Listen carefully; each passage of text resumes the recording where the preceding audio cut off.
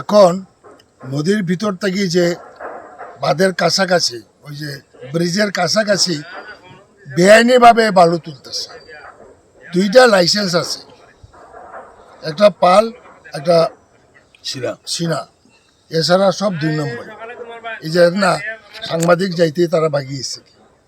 এই কারণে আমাদের তো এই ব্রিজ দুইটা রক্ষা করতে হবে, প্লাস আমাদের বাঁধ রক্ষা করতে হবে। এটাকে ফরেস্ট ডিপার্টমেন্ট থেকে এটা কঠোরভাবে এবং ডিস্ট্রিক্ট অ্যাডমিনিস্ট্রেশন যাতে এটা হস্তক্ষেপ করে, এটা আমরা ডিমান্ড করি। অবৈধভাবে কি শুধু এই জায়গাতেই বালু তোলা হচ্ছে? না, ওই দিকেও তোলা হইতেছে, 2-4টা 5টা জায়গা দিন রাত তুলছে। শুধু লাইসেন্স 2জন আছে, এতেও রিনিউ হয় নাই একজনের।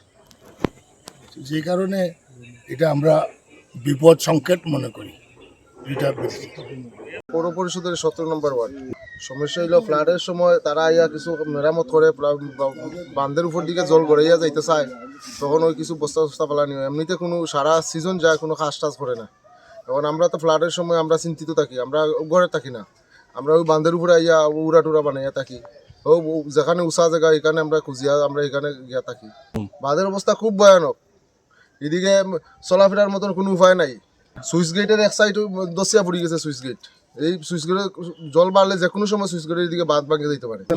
এখানে গণকর গাঁওসভা আর এখানে তোমার যে গেছে প্লাট যে হয়েছিল, প্লাটের সময় তোমার ওখানে ফুক্কা হয়েছিল। তো ফুক্কা হওয়ার পরে ওদিকে বেদম জল বার হয়েছে, এরপরে বস্তা টস্তা মারার পরে এরপরে তো মোটামুটি তারা এখানে বস্তা মারার পরে বাদাবার হইলো সাজ হইব, আর সাজ হয়েছে না। এরপরে বড় গাড়ি আইতো না করিয়া এখানে ফিলার উলার মারা হয়েছে। ফিলার উলার মারার পরে কইলো এখানে বালির করে বন্ধ আনলো, নতুনভাবে আরবার খোলা হয়েছে। আমরা জিগাইলাম যে এটা খেল লাই খোলা হইলো, কয় যে এটা নেতা হলে মানে তারা পারমিশন সকল দিছে, পঞ্চায়েত থেকেও দিছে, এরপরে অন্য বড় নেতা হলে কইয়া দিছেন। এই কারণে আরবার বর্তমানে বালির করে